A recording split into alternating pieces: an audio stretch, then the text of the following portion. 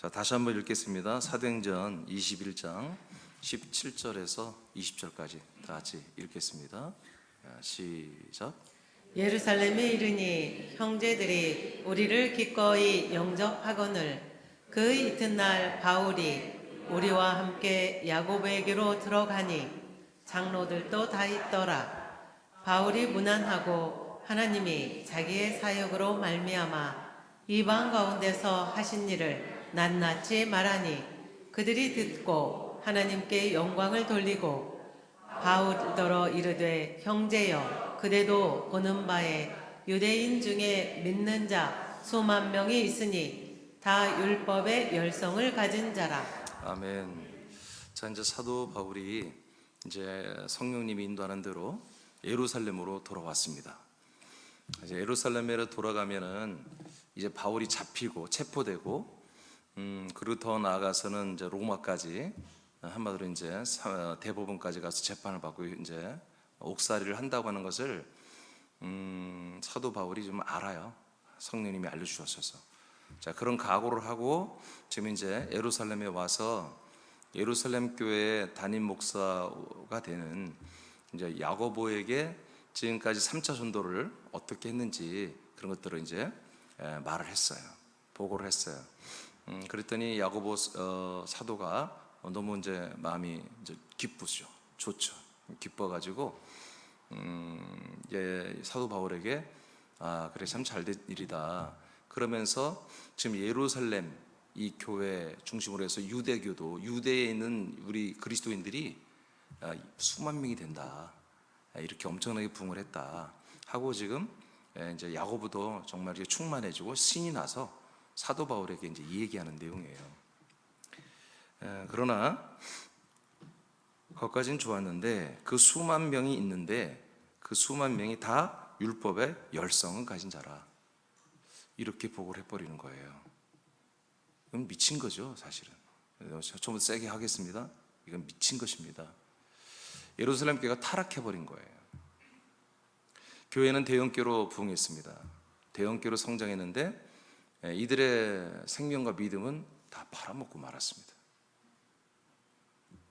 수만 명의 예루살렘 교회 그 정말 피로 세워진 예수 그리스도의 피와 생명과 성도들의 헌신과 수많은 사도들과 스데반 집사와 야고보의 목배임을 받고 정말 돌에 맞아 죽으면까지 세워진 예루살렘 교회인데 한 20여 년이 지난 다음에 와서 보니까 한 20여 년 정도 지나고 보니까 이 교회가 완전히 타락해버렸습니다. 이들이 다 율법에 열심히 있는 그런 교인들이 되었으며 이것을 담임 목사라고 하는 야고보 사도가 자랑하고 있습니다.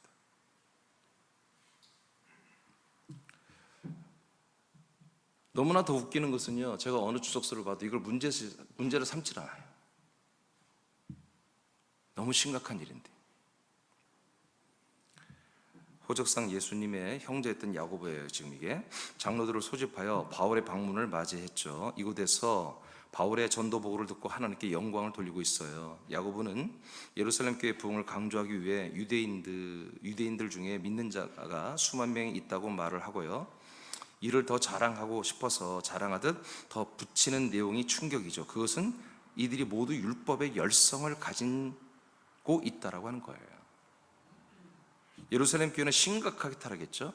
예루살렘 교회 지도자이며 기둥과 같은 야고보와 장로들은 더 나아가 바울에게 유대교 율법을 지킬 것을 또 강요합니다. 더 미치는 것은 바울이 그것을 수락합니다. 예루살렘 교회는 심각하게 타락했어요. 예루살렘 교회 지도자이며 기둥과 했죠.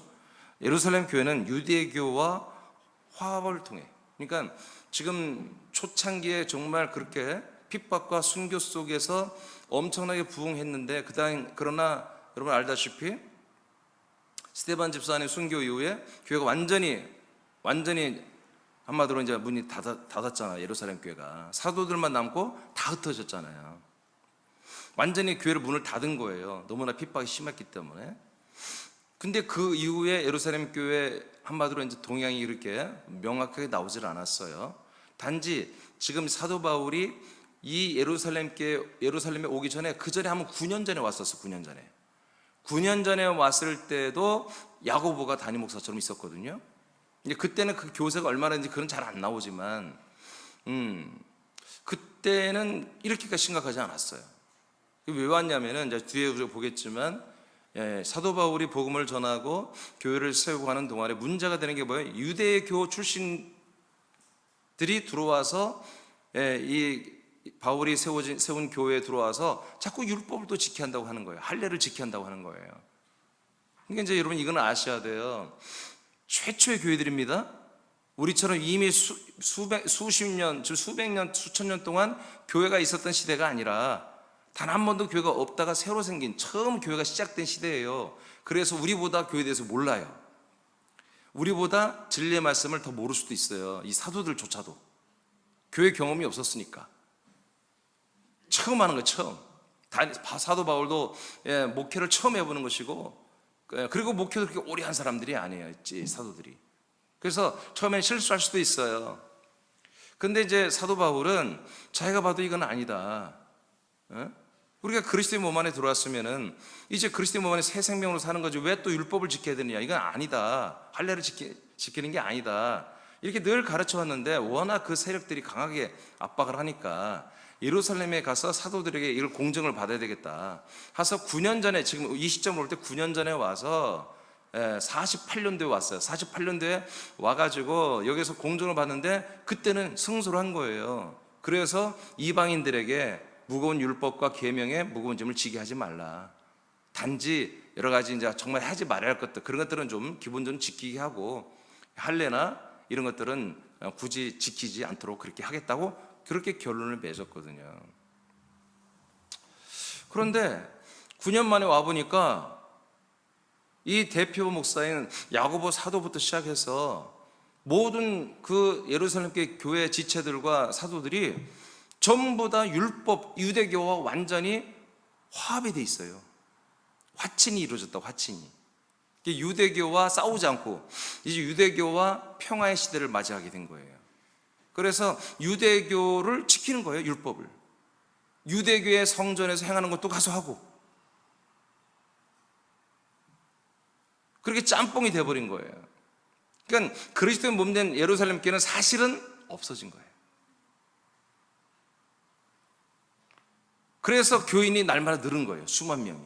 핍박도 없고 유대교가 친하고 적당히 율법도 행하고 믿음도 행하고, 이러니까 양쪽 다 믹싱돼서 해버리니까 사람들이 부담이 없으니까 핍박도 안 받으니까 부흥이 됐나 봐요. 하여튼 인본적으로 하니까.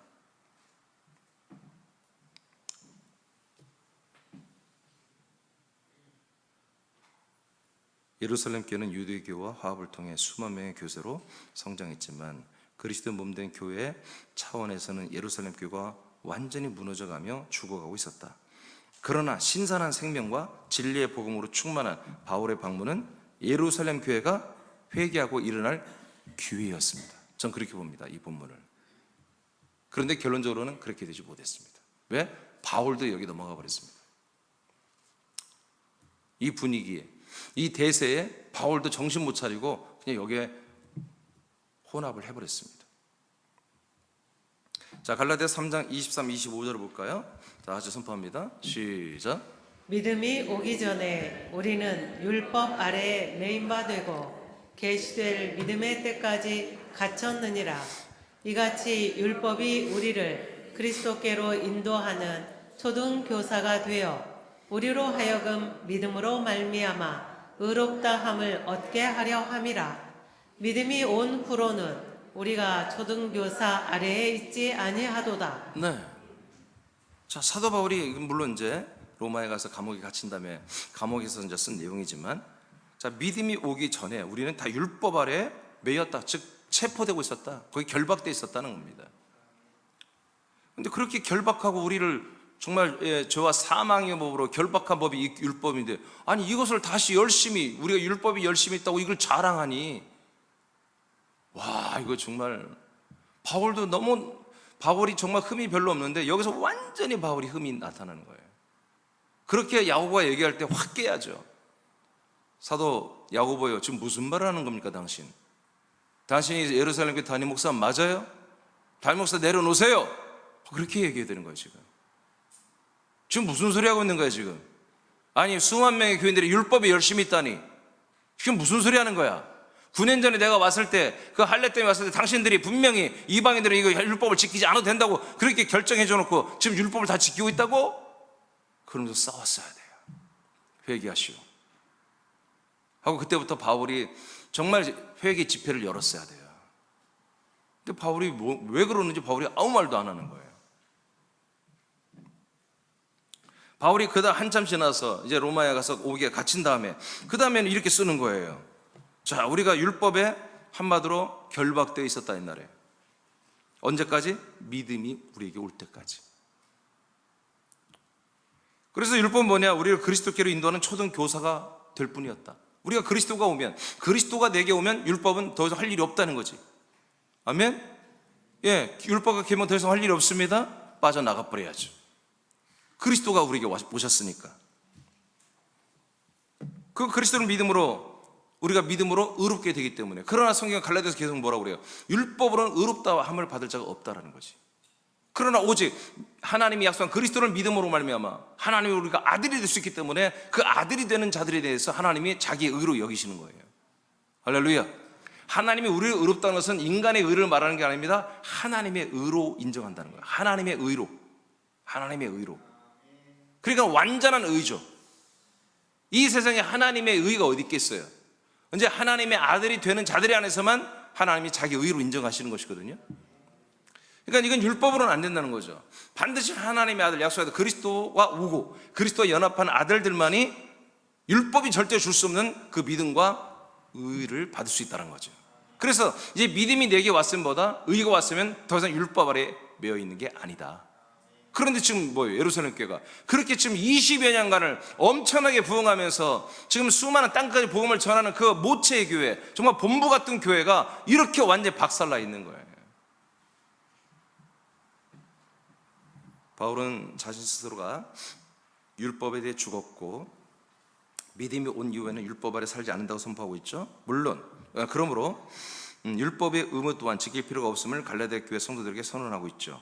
물론 바울도 초기에 머리를 깎거나 디모데에게 할례를 행하기도 했어요. 그러나 예루살렘 회의에서 이방인 그리스도인들에게 할례는 행하지 않아도 된다는 결정을 얻어내기도 그렇게 어떤 어마어마한 어떤 선을 그은 획을 그은 그런 일을 이분이 했단 말이에요. 9년 전에 했어요. 해놓고 지금 그 자리에 예루살렘에 와서 또 똑같은 그런 스탠스를 가지고 그런 믿음을 가지고 자기 주장을 해야 되는데 아무 말도 않고 있는 거예요. 계명과 율법 준행은 그리스도의 법을 지키는 것으로 완성되었습니다. 아멘. 계명과 율법 뭐요? 그리스도의 법, 생명법으로 다 지키고 있는 거 우리가. 자, 두 번째 가겠습니다. 혼합에 연합하는 바울. 안타까운 일이죠. 정말 우리 세상의 모든 기독교인들이 가장 존경하는 게 바울인데 사실 바울도 이런 흠이 있었던 거예요. 자, 거기 여러분들이 한번 읽어봐요. 천천히. 여기 저기 권은영 권사님 그 마이크 조금 내려요. 그리고 고정을 시켜요. 거기 좀 내리고. 자, 시작. 초기 교회 시대는 이처럼 혼란스러운 부분이 있었다. 그리고 시간이 흐르면서 예루살렘 교회에서부터 변질이 시작되었다. 놀랍게도 무슨 이유에서인지 바울도 이들의 요구에 쉽게 순종하여 율법의 결례를 행하기 시작한다. 죽어가는 예루살렘 교회를 깨울 희망이 사라지는 것이다. 네. 그래서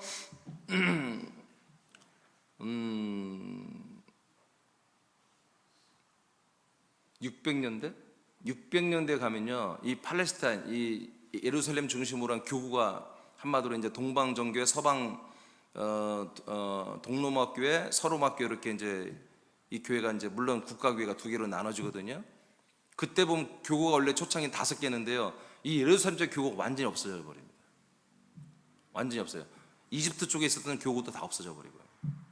나중에는 다 없어지고 2개, 동로마와 서로마 이 교구만 남습니다. 물론 국가교회로 타락한 상태예요. 그것도. 그러니까 이 타락이 굉장히 급속하 이후부터 굉장히 급속하게 계속 했던 거예요. 그러니까 그 뒤로 예루살렘 교회가 뭔가 다시 부흥을 하고 회개하고 부흥 그런 기록이 없어요.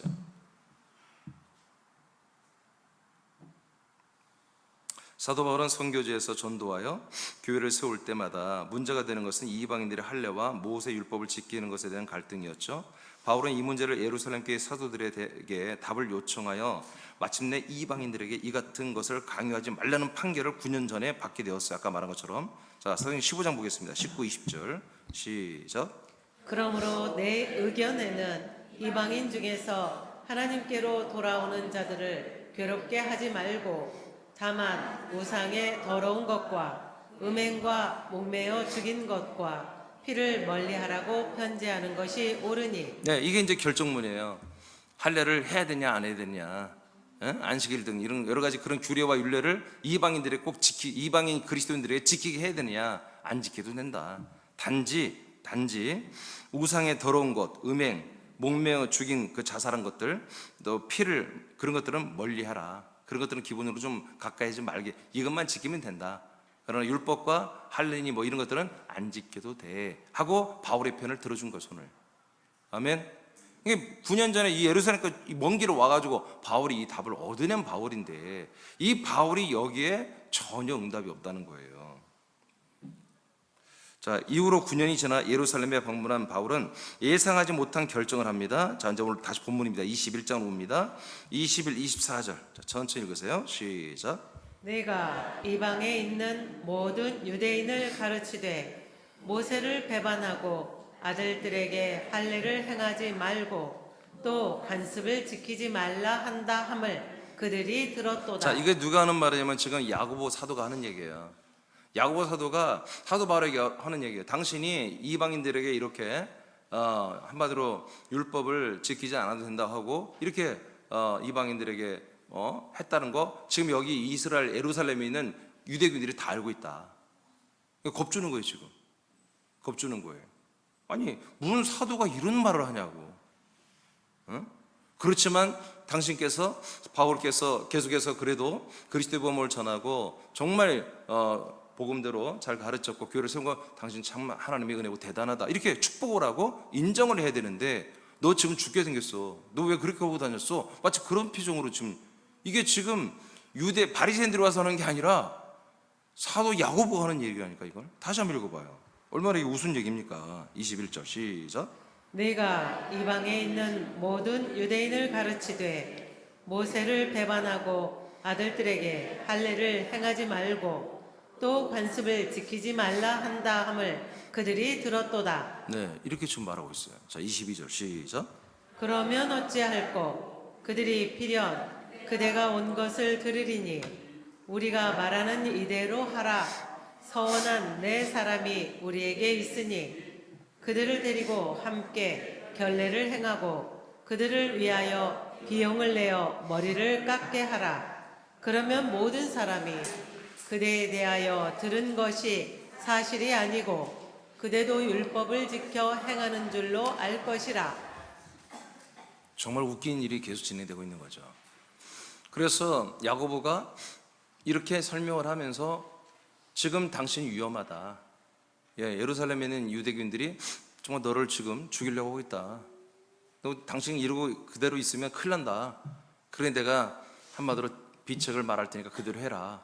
또 바울이 가만히 있고 다 들어요. 그대로 해요. 지금 우리 교인들 중에 4명이 한마디로 이 결례, 정결례의 어떤 작정을 한 4명이 있다. 4명이. 그래서 뭐라고 했냐면 결례를 행하고 결례를 행할 4명이 있다고 그랬죠. 서원을 한 4사람이 있다. 이게 뭐냐면 나실인이에요. 나실인. 하나님의 뜻대로 내가 어느 기간만큼 내가 살겠다, 하나님의 명령대로 순종했다고 단기간 자기 몸을 완전히 헌신하는 그런 제도가 있어요, 율법에. 그래서 그걸 나실인이라고 그래요. 여러분 생각해 보세요. 지금 교회예요, 교회. 그리스도의 몸된 교회 예루살렘 교회 지체 중에 율법의 규례대로 나는 나실인이 되겠습니다 라고 유대교 성전, 헤롯 성전에 가서 난 나실인이 될게요 라고 지금 청원한 녀석들이 4명이나 있다는 거야. 이걸 야고보가 자랑스럽게 얘기해. 그러니 바울이요, 너도 거기 합세라 이거야. 너도 합세해서 네가 그들의 나시린들이 머리도 깎고 할 여러 가지 돈이 필요하거든요. 그 재물을 드리고 하는 게 있어요. 예물 드리고. 그 네 돈으로 그걸 한마디로 돈을 내줘라. 그리고 너도 거기에 합세해라. 그리고 그 한마디로 그 서원하고 정결례를 너도 참여해라. 그러면은 이 예루살렘에 있는 유대교인들이 저 사람이 소문은 그런데 율법을 사랑하고 율법을 지키는 사람이네 하고 너를 공격하지 않을 거야. 너를 죽이거나 한마디로 테러하지 않을 거야. 실제로 이제 이 바울을 죽이려고 하는 것은 그건 맞아요. 야고보의 말이 맞아요. 그래서 40명이 이 바울을 죽이자면 우리는 절대로 밥도 안 먹겠다고 40명이 칼을 들고 작정해서 40명이 유대교에서 출발하거든요.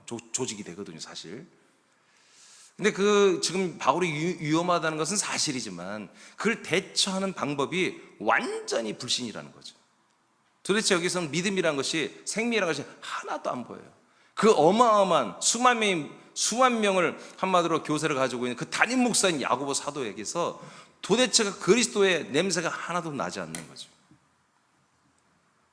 바울 역시도 그걸 듣고 화를 내고, 아니 왜 이렇게 됐냐 예루살렘 교회가. 정말 바울이 지금까지 3차 전도까지 얼마나 정말 피를 뿌리며 얼마나 희생을 하면서 정말 믿음으로 결기로 정말 이렇게 세워왔잖아요. 근데 놀랍게도 바울이요 아무 말도 안 하고 그대로 해버려요. 순종해버려요. 웃기는 일이죠. 자, 21장 26절입니다 26절 시작. 바울이 이 사람들을 데리고 이튿날 그들과 함께 결례를 행하고 성전에 들어가서 각 사람을 위하여 제사 드릴 때까지의 결례 기간이 만기된 것을 신고하니라. 바울이 앞서가지고 자기가 이 모든 이 서원한 결례의 모든 것들을 자기 행정적으로 다 행하는 거예요. 바울이 이거 선수죠. 옛날에 이거 다 왕년에 최고로 잘했던 사람이잖아요. 이렇게 지금 결론이 되는 거예요. 자, 이 말씀이 왜 사도행전에 있을까? 이런 말씀 좀 없었으면 좋겠는데. 그러니까 우리도 말이에요. 마찬가지입니다. 우리 사람교회가 물론 예루살렘 교회는 게임이 안 돼, 비교가 안 될 정도 부족하죠. 사도 바울보다 우리는 아주 많이 부족하죠. 야고보다도 많이 부족하죠. 그런데 정보, 말씀과 정보는 우리가 더 많다는 거예요. 그렇죠? 이들은 지금 겨우 처음으로 지금 20년 정도의 지금 한마디로 경험을 가지고 있어요. 물론 이들은 예수님의 육신에 오르신 예수님도 보았고 최초로 성령 충만 받았고 최초로 하나님의 아들이 된 여러 가지 최초가 다 붙어 있지만 결국 이분들이 다 타락해 지옥 갔다는 얘기가 아닙니다. 이렇게 타락할 수 있다는 거예요. 지금 이 교회가 엄청나게 수만이 모이는 어마어마한 큰 대형교회가 됐잖아요. 그러니까 우리 새남교회는 어떻습니까? 새남교회는 좀 이렇게 타락할 수 있는 여지가 없어. 우리는 여유가 없어. 날마다 우리 새남교회는 그냥 정말 뭐라고 표현할까, 그냥 완전 꽉 뭔가가 도대체 이렇게 하나님이 역사하지 않으면 할 수가 없는, 유지되지도 않는 그런 모든 것을 가지고 사는 거예요. 우리 새남교회는 소유가 없어요. 다 빚이야. 다 월세야. 뭐 하나 우리 게 없어. 차부터 시작해서 사택이고 뭐고 하나도 소유가 없어. 그게 어떤 감사하긴 한데 이 월세를 내야 되는 게 너무 아깝긴 해. 그래서 우리가 운영되는 것은 하여튼 여유가 하나도 없어. 그래서 우리는 타락할 여유가 없어요. 저희가 개인적으로 생각해도 내가 나 이 정도 이뤘네 할 게 없는 거야.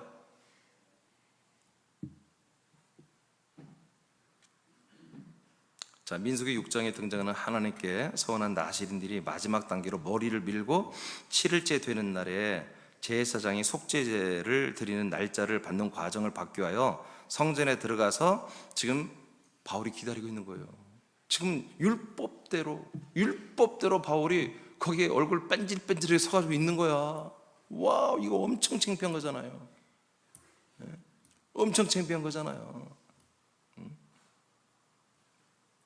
나시린들의 정결례에 발생하는 비용을 바울이 지불함으로 함께 나시린이 되는 결례에 참여하고 있습니다. 이는 예루살렘 유대교 교인들에게 인정을 받게 하는 수단이었어요. 참으로 예루살렘 교회의 비참한 모습이죠. 그리스도교가 유대교에 가서 교회 지체들에게 목회자에 대한 검증을 받는 거예요. 이게 사도 바울은 좋은 목사야 라고 하는 것을 지금 이 예루살렘 교회가 수만 명 있잖아요. 그놈들이 다 보여요. 지금 율법이 열심히 있어. 그러니까 바울이 지금 예루살렘에 왔는데 바울을 접대하고 바울을 인정하려면 뭐예요? 너도 율법에 가라 이거요. 지금 야고보가 이렇게 한마디로 사단처럼 마귀 새끼처럼 야고보라는 사도가 바울을 이렇게 미혹해가지고 저 율법의 성전에 집어넣어 버린 거예요. 바울은 바보 멍충이같이 거기 뭐 서가지고 바보 멍충이처럼 정결례 모든 그 나실이 되는 그 과정을 밟으면 마지막 비용까지 다 되고 4명의 비용까지 다 되면서 그런 바보 멍충이같이 서 있고요. 이걸 통해서 지금 야고보가 노리는 건 뭐예요? 교회의 안정입니다. 교회의 안정. 교회 분란이 일어나게 할 필요가 없다. 바울이 와가지고 지금 바울이 자기 원색을 드러내면 어떻게 하는 거야? 교회가 어지러워져. 다시 그리스도의 복음 아니면 다른 복음 없나니?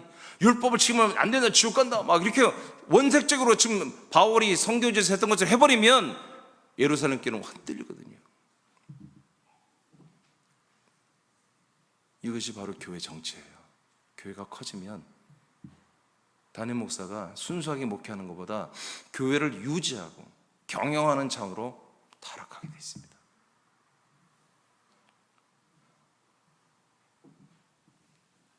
야고보는 어떻게 보면 이미 탈선했기 때문에 이걸 자기들이 회개를 결단하지 않는 한은 바울을 이렇게 몰아세웠어야 되는 거예요. 바울을 이렇게 타락시켜야, 바울을 이렇게 타락시켜야만이 자기들의 자리 기득권을 유지할 수 있었던 거예요. 사도들이 완전히 썩은 거죠. 말이 됩니까? 말이 안 되잖아요.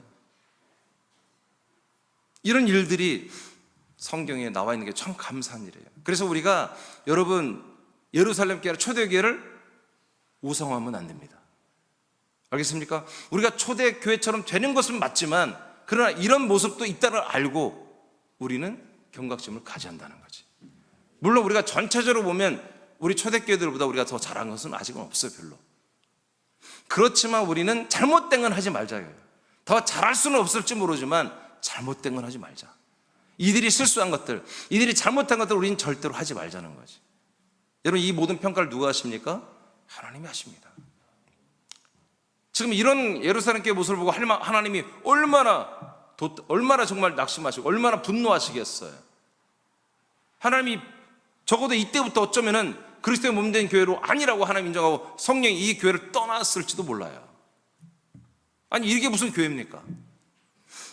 사도 바울이라고 하는 사도를 그 사도권을 인정시키기 위해서 율법 성전에 가서 율법의 절차를 밟게 하여 자기네 교인들 수만 명이 사도 바울도 인정하게 하는 이런 우스꽝스러운 이런 짓을 하는 게 어떻게 이게 그리스도의 몸된 교회입니까?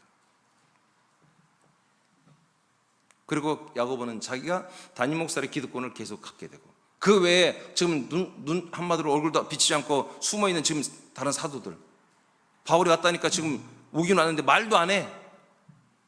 다 비겁하게 지금 어디 있는지 모르겠지만 지금 야고보만 있는 건 아닐 거란 말이에요. 몇 명 있을 거란 말이에요. 사도들이 말도 안 해. 사도만 있습니까? 장로들 엘더들도 있는데 인들도 말을 안 해. 아무도 말이 없어. 더욱더 답답한 것은 바울까지도 바보 멍충이가 돼가지고 완전히 사단에게 놀아나는 이런 행위가 일어나고 있습니다.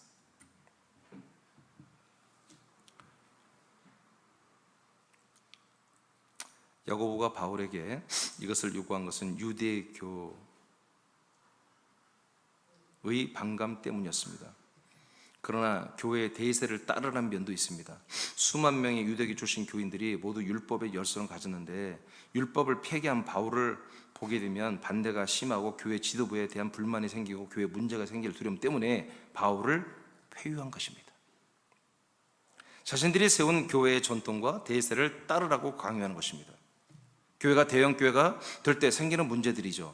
초심과 진리보다는 교회 상황을 중요하게 여겨 인본적으로 결정을 하는 거죠. 안타깝게도 바울은 여기에 순응을 해버렸습니다.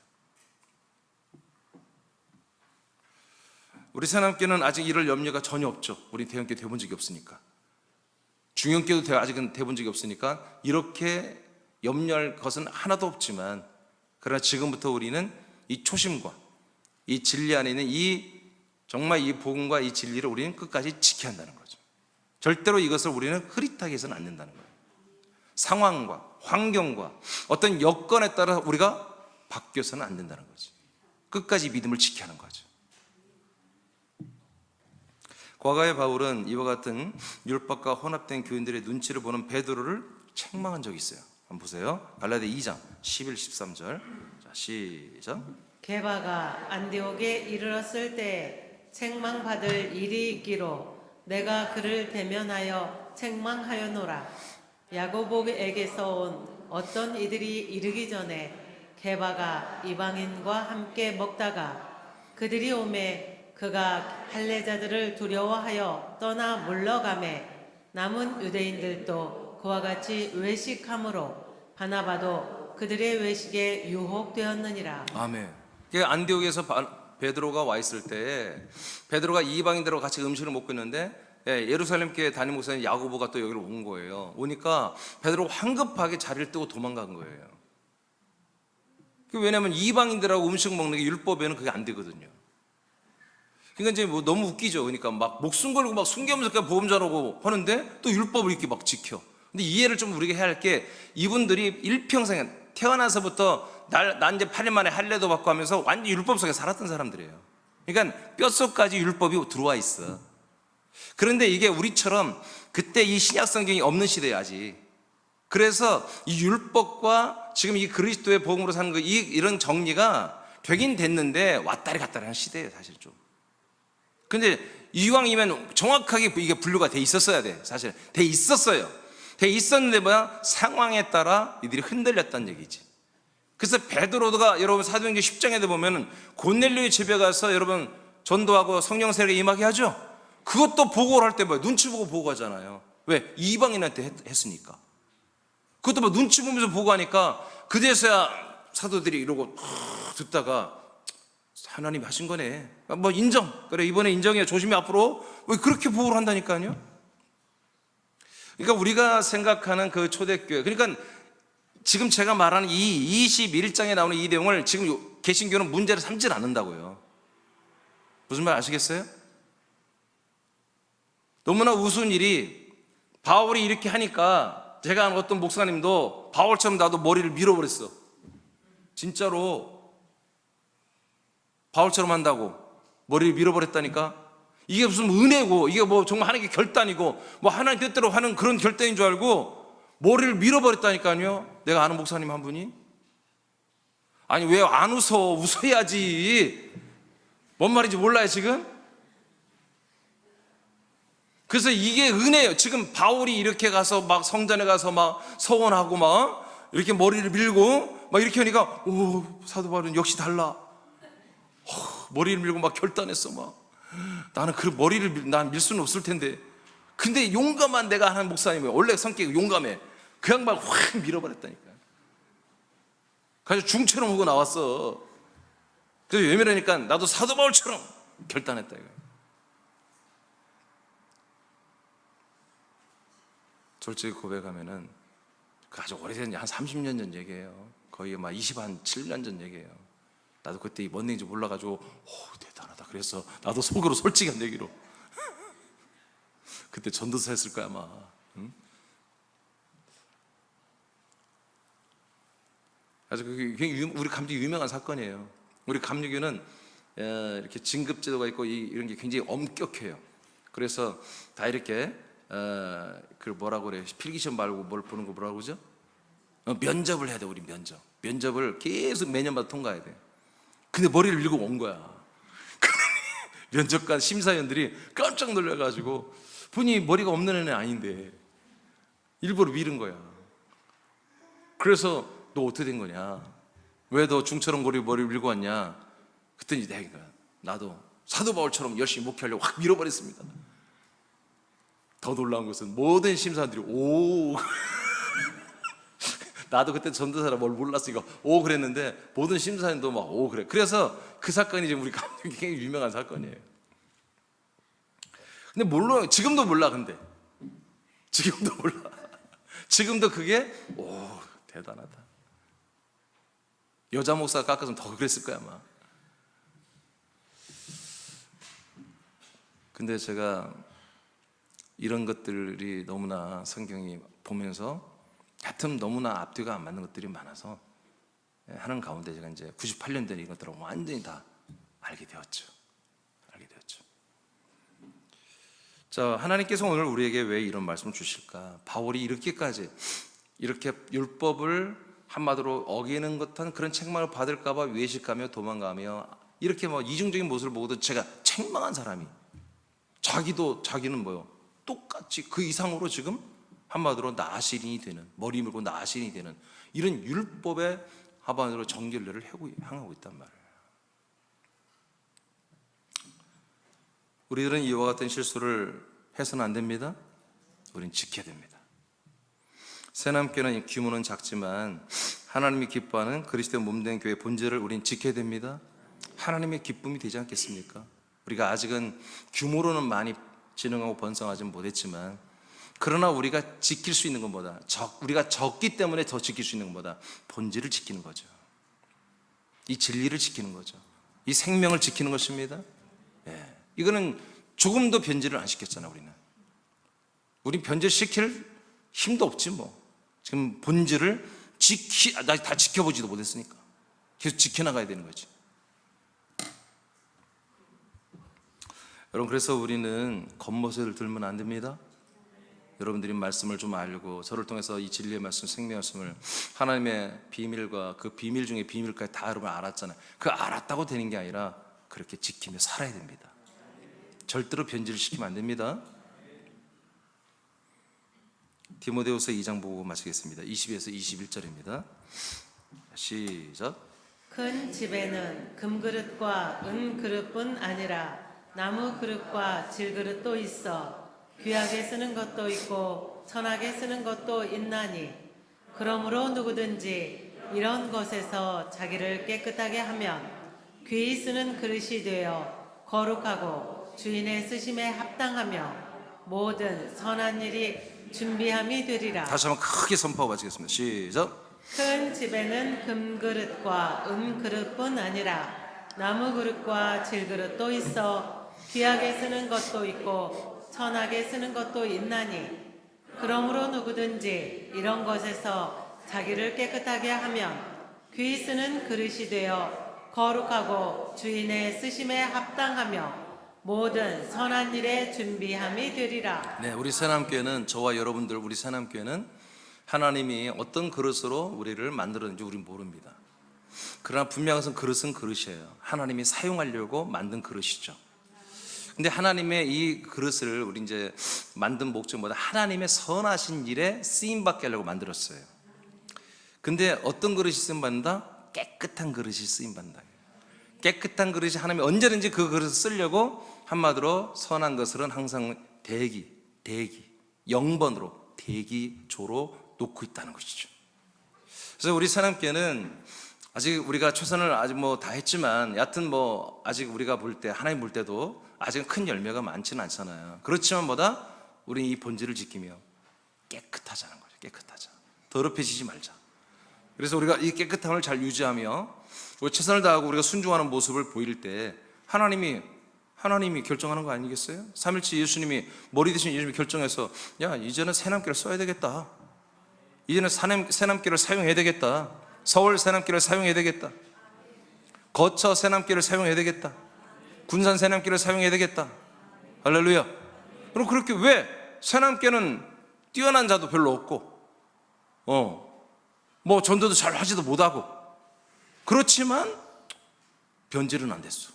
깨끗해. 뭐 이 사람들 능력으로 하는 거, 이 아들들 능력으로 하는 게 아니라 하나님, 내가 내 능력으로 하는 거니까, 그래, 이번에는 새남교를 한번 써보자.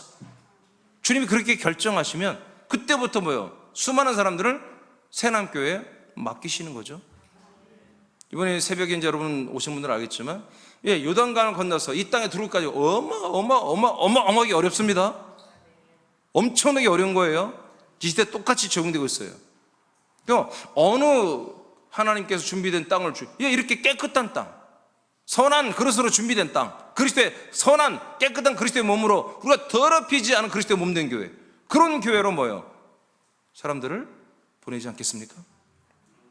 자, 그래서 밑에 두 줄을 읽는데, 우리 줌으로 들어오신 분들, 우리 거처 지체분들이 한번 읽어보실까요? 두 번. 어쩌면 그 한번 읽어주세요. 자, 시작. 어쩌면 세남교회가 초기 교회보다 교회보다 더 더 온전한 온전한 교회로 교회로 세워져 그 그 역할을 끝까지 완수할 수 있을 수도 있다. 이를 위해 기도하자. 아멘. 여러분 이해하세요? 미국에서 오는 걸 미국에서 이거 똑같이 저분들이 다 다른 장소에 있습니다. 똑같이 할 수 없어요. 여러분 어쩌면 우리 새남교회가 요즘에 좋은 점수를 조금 받을 수도 있어요. 하여튼 저는 변질되지 않으려고 노력해요. 예. 뭐 제가 좀 바로 서 있으면 여러분도 곧 다 되지 않겠어요? 제가 한마디로 타락하면 끝나겠지만 여하튼 제가 이런 것들을 알고 있단 말이에요. 알고 있는데 내가 이렇게 하겠습니까? 아니 내가 뭔가 결탁하고 연합할 게 없다니까. 뭐가 좀 된 게 있어야 뭘 결탁하고 인기가 있어야 나한테 누가 다가오지. 예? 다가와서 막 좀 나한테 주문도 하고 이것만 받아주면 막 교회 50명 데리고 오겠습니다. 막 100명 데리고 뭐 이런 일이 없어. 전혀 없어. 하나도 없어. 하나도. 목사님 전화 와서 참 좋은데 이것만 좀 하나 넣어서 플러스 해주세요. 그러면 내가 막 100명 데리고 올게요. 막 그럼 나도 혹하겠지 막. 혹할까요? 안 해요. 혹하지 않아요.